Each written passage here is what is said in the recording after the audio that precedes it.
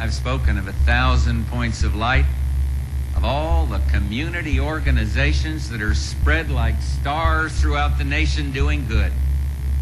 We will work hand in hand, encouraging, sometimes leading, sometimes being led, rewarding. We will work on this in the White House, in the cabinet agencies. I will go to the people and the programs that are the brighter points of light, and I'll ask every member of my government to become involved. The old ideas are new again because they're not old. They are timeless. Duty, sacrifice, commitment, and a patriotism that finds its expression in taking part and pitching in.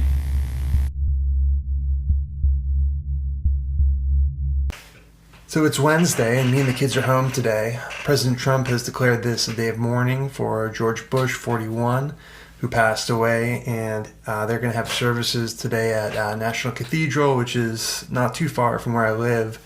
And anyway, so me and the kids are home, and in a couple of hours they're going to have the service, and we're going to walk over there to pay our respects. So for over half of my life, one of the two Bushes was either president or vice president, which is pretty crazy. So needless to say, they had a big impact on me and growing up. So I still remember back when I was a kid staying up late when he was going up against Clinton. And I remember seeing the results coming in. It was pretty dismal for Bush. He didn't do well for reasons I'll talk about later. So he was the last guard from the age of Reagan. He really saw his role as protecting the people first and foremost, and his ego came second to that. When he was campaigning, he used the phrase, "Read my lips, no new taxes." And they'll push and I'll say no, and they'll push again and I'll say to them, "Read my lips, no new taxes." And that was probably his only major catchphrase that people remembered. He had to deal with a Democrat-led Senate and House. So that being said, he had to do a lot of dealing and compromising, and one of those compromises he made was raising taxes. And he did it because he wanted to balance the budget. He was a fiscal conservative, and that was not only what he campaigned on, but it's actually what he believed. And he saw that without raising taxes, it would put the country in a weak position and it would hurt them. So he raised taxes, and he knew it would hurt him, and it did. There were a couple other things that led to that, again, that I'll talk about later.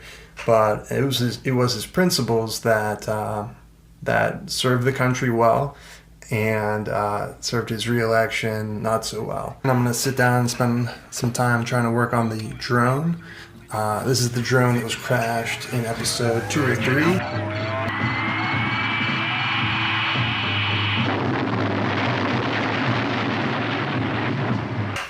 So I've got my trusty soldering iron kit. I bought a new shell, some new wires, which should help as I move all of the electronics from the old drone into the new drone, switching out all the motors, all the wires, all the sensors, of which there's, I think, 6, and a GPS unit, so it should be pretty intense. We're going to give it a shot. Gentlemen, we can rebuild him. We have the technology. We have the capability. Steve Austin will be that man. Better than he was before. Better, stronger, faster.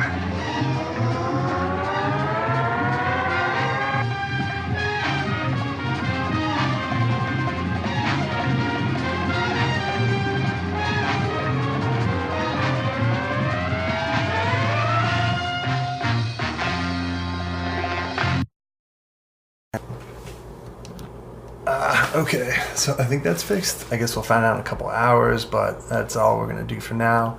Time to head over to National Cathedral so we can pay our respects. All right, we ready? Let's go. So, George Bush was a Republican in an age where Republicans stood for something different than they do now. Do you think the children of illegal aliens should be allowed to attend Texas public schools free, or do you think that their parents should pay for their education? Who are you addressing that to? I think you're first in this. He was looking right at you. I said he was. Look, I'd like to see something done about the illegal alien problem that would be so sensitive and so understanding about labor needs and human needs that that problem wouldn't come up. But today, if those people are here, I would reluctantly say I think they would get whatever it is that they're, what the society is giving to their neighbors. But the problem has to be solved. The problem has to be solved because as we have kind of made illegal some kinds of labor that I'd like to see legal, we're doing two things. We're creating a whole society of really honorable, decent, family-loving people that are in violation of the law, and secondly, we're exacerbating relations with Mexico. The answer to your question is much more fundamental than whether they attend Houston schools, it seems to me. I don't want to see if they're living here, I don't want to see a whole thing of 6- and 8-year-old kids being made, one totally uneducated and made to feel that they're living with outside the law. Let's address ourselves to the fundamentals. These are good people, strong people. Part of my family is a Mexican. So in the politics of today, and particularly with Trump and the new Republican Party, you hear a lot of echoes of the tough love and echoes of small government. It's just not really being executed in the same way. We're spending without paying for it. We're being looser actually on criminals and going easier on stuff like fraud, financial fraud, for instance. And it's pretending to kind of echo that same fiscal responsibility, the same small government, but it's just not really the same. It's kind of using those memories. And as an ancient Chinese philosopher, Lao Tzu said, "Govern a great nation as you would cook a small fish. Do not overdo it." Then delivering something completely different. We took care of the military like it's never been taken care of before. In fact, General Mattis called me. He goes, "Wow, I can't believe I got everything we wanted." It's a bait and switch. And ironically, bait and switches are no longer being policed.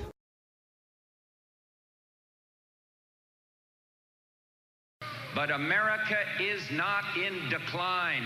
America is a rising nation. The truth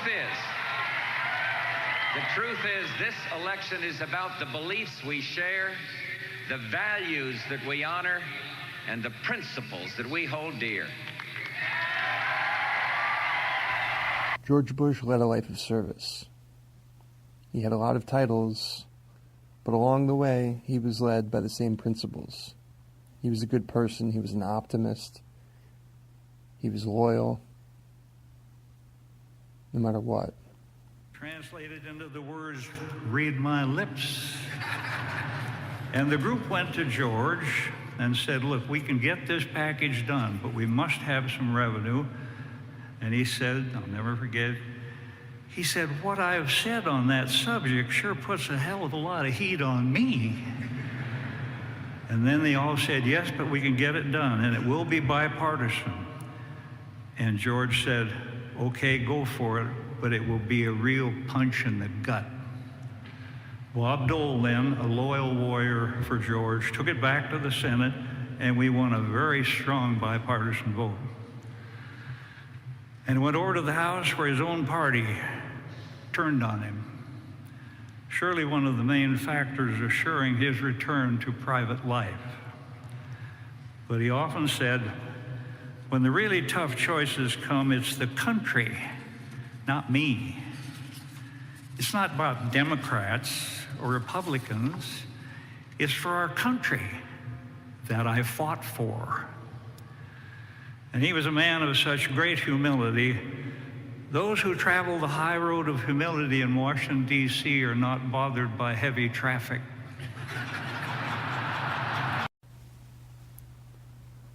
People cite different reasons for why he didn't win re-election, whether it was the Republican Party revolting against him after he raised taxes for the rich, or the fact that Ross Perot took almost 20% of the popular vote. But one thing doesn't get as much lip service when people are talking about the reasons why he lost. And that is, he wasn't a wartime president. All of his wars he wrapped up very quickly. The Persian Gulf War ended in just a few months. He was surgical in carrying out that war and did no more than he had to. In addition, the war itself cost only $61 billion, and due to the expert diplomacy, the U.S. only ended up paying about 12% of that. $54 billion was paid for by U.S. allies. When you compare that against the war in Iraq, the war in Afghanistan, those will end up costing America over $2 trillion. He ended the war quickly and moved on. In that way, he made a sacrifice. Later presidents would use military success as a way to bolster their own. George Bush did the opposite. Dad could relate to people from all walks of life. He was an empathetic man. He valued character over pedigree, and he was no cynic. He looked for the good in each person, and he usually found it. Really thought our jobs were on the line if our bosses maybe knew that we were gay. At this point, I was President Bush's chief of staff, having had worked for him for maybe 10 years. A couple of months after I became chief of staff, I told Jean Becker that I was gay, and she had asked me then if I was going to tell the Bushes. And I said, that's not something I feel that I could ever talk to them about. It was just too personal, and they meant too much to me, and I just didn't think I could ever have the conversation with them. And then I expressed to her that I was worried that he would be embarrassed of me, that he, I didn't know if he'd want to fire me, or if he just would be ashamed. Several months later, he told me he wanted to talk to me about something. So he says, I asked Jean if you were gay, at which point I was like shell-shocked. And I really couldn't look at him because I was totally caught off guard. It was not a conversation I ever thought I would have with George Bush.